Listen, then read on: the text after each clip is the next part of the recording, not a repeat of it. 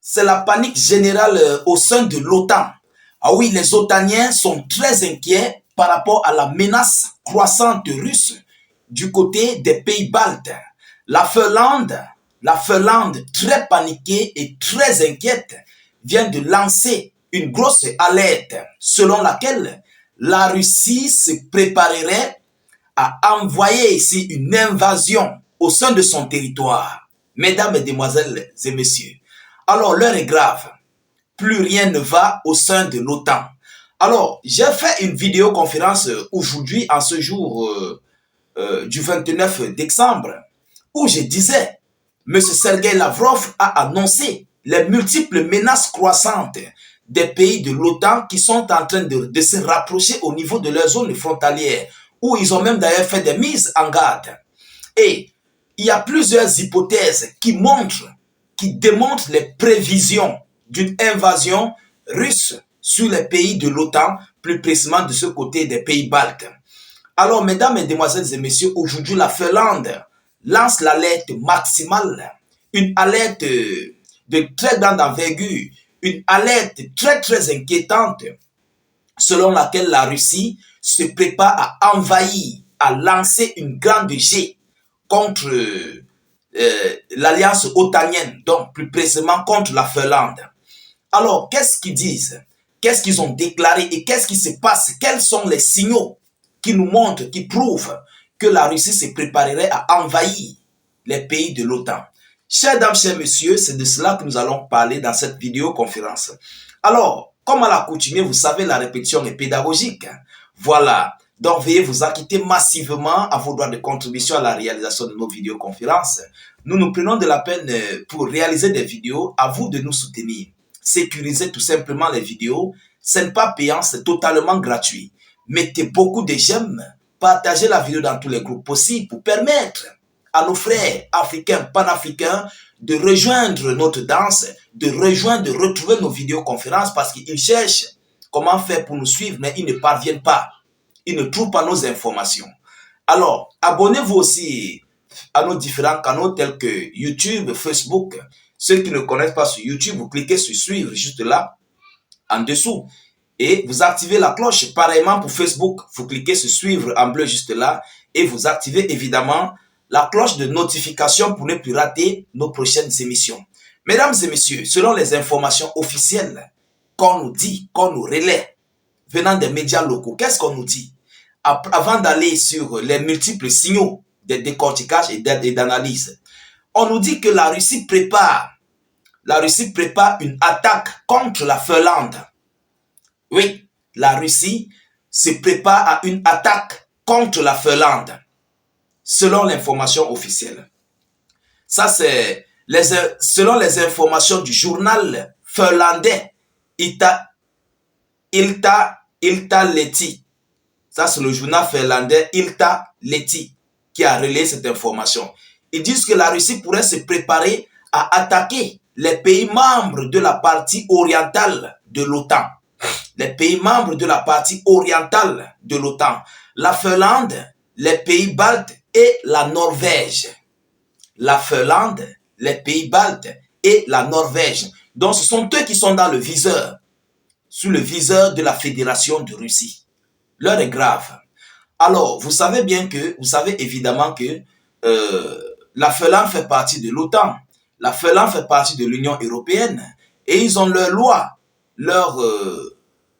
comment dirais-je, ils ont leurs articles de soutien militaire. Si la Finlande est attaquée, les pays de l'Union européenne entreront dans la danse. Et pareillement pour l'OTAN, qui entrerait aussi dans la danse contre la Fédération de Russie. Alors, mesdames et messieurs, nous allons encore aller plus bas dans les profondeurs. Selon les informations, selon certaines estimations, les frontières de la paix de Turquie de 1743 pourraient devenir la cible d'une invasion russe, selon les renseignements finlandais. En particulier, les forces armées russes pourraient viser la région allant jusqu'à la rivière Kemijoki, et au nord, le détroit de Pumalan. Excusez-moi des prononciations des mots, c'est pas facile. Voilà, rapporte le journal et les services de renseignement finlandaises. Vous comprenez? Donc, la publication citant les sources de l'OTAN rapporte que le plan d'attaque est élaboré depuis 2017 et pourra être mis en œuvre après la fin du conflit en Ukraine. Voilà les informations. Voilà les informations. Donc, selon les services de renseignement finlandaises, le plan russe d'attaquer la Finlande ou bien la Norvège et les pays baltes est mis en place depuis 2017, mais pourrait entrer en œuvre après le conflit en Ukraine. C'est pourquoi je vous ai dit que les Russes, Sergei Lavrov a parlé là-dessus.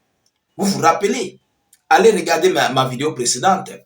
Vous comprenez? Sergei Lavrov a mis en garde les États-Unis d'Amérique, où il a fait des annonces, où il dit que la Russie est en train de se faire attaquer avec l'afflux croissante, l'envahissement croissant des pays de l'OTAN aux alentours de la Fédération de Russie. Et la Russie prendrait des mesures adéquates pour riposter.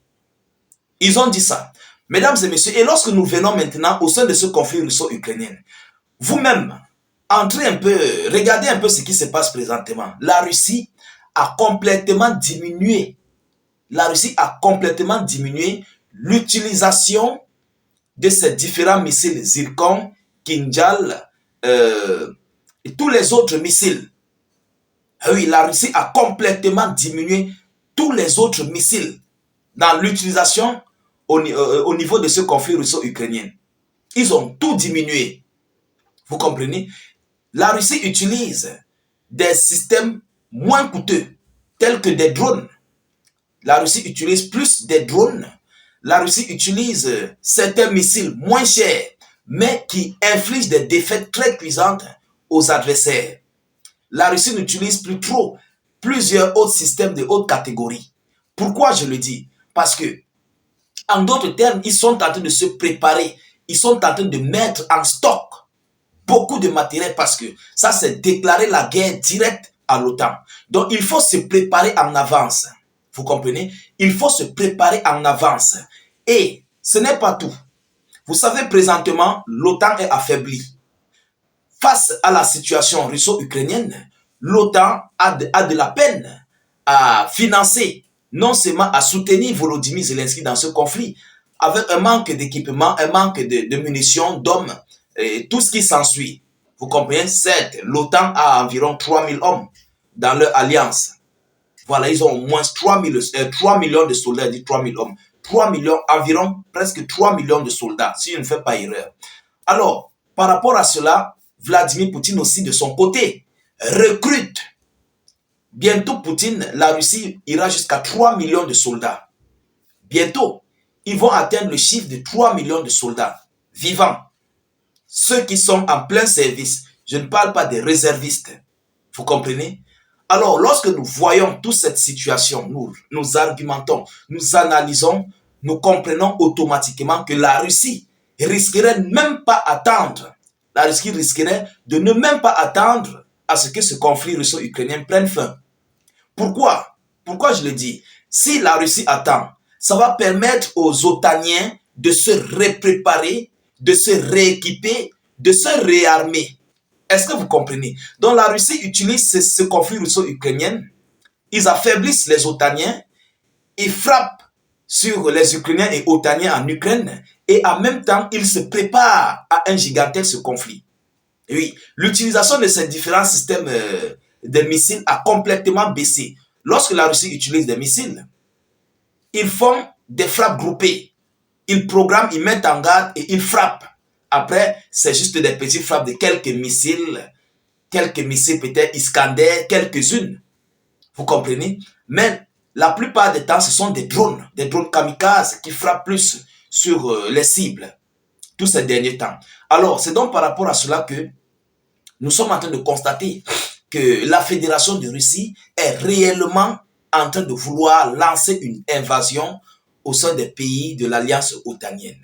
Ah oui, ils ne doivent pas attendre, parce que s'ils attendent, les Otaniens vont se préparer. ils vont se réarmer, ils vont se rééquiper. Et vu que la Russie est à une position très forte, la Russie a une position très forte, son matériel est très sophistiqué, son espace aérien est très très contrôlé, malgré que bon, il y a souvent des zones qui sont frappées, certaines zones sont touchées, mais à leur instant, la Russie est pleinement en forme par rapport aux Otaniens. Alors, chers dames, chers messieurs, ce sont les différents signaux qui montrent les préparatifs d'une invasion de l'OTAN, d'une invasion russe sur les pays de l'OTAN au niveau des pays baltes, la Finlande et comment dirais-je l'autre pays là, et la Norvège. Alors, en tout état de cause, nous continuons de suivre cette actualité le plus près que possible, mais ça crée une grosse panique, une grosse peur d'ailleurs du côté des pays baltes, parce qu'on ne sait pas ce qui va se passer dans les prochains jours à venir. On ne le souhaite pas parce que le monde d'ailleurs a besoin de paix, vous comprenez? Mais il faut aussi que ces gens comprennent que les Russes donnent aussi leur part d'obligation pour ne pas englober le monde dans un conflit direct. Il faut aussi qu'ils puissent que l'OTAN doit comprendre ce que les Russes disent. S'ils disent qu'ils sont menacés, ils doivent écouter. Parce que ce sont eux qui poussent la Russie à faire tout ce qui se passe. Vous comprenez? Alors, chers dames, chers messieurs, je ne veux pas être très long, j'ai déjà abusé de votre temps. Partagez la vidéo dans tous les groupes possibles, sécurisez-la avec un maximum de j'aime et suffisamment de cœur. N'hésitez pas de mettre suffisamment d'avis en commentaire. Je vous reviens tout à l'heure pour une prochaine série d'actualités. Soyez encore salués une fois de plus. Ciao, ciao.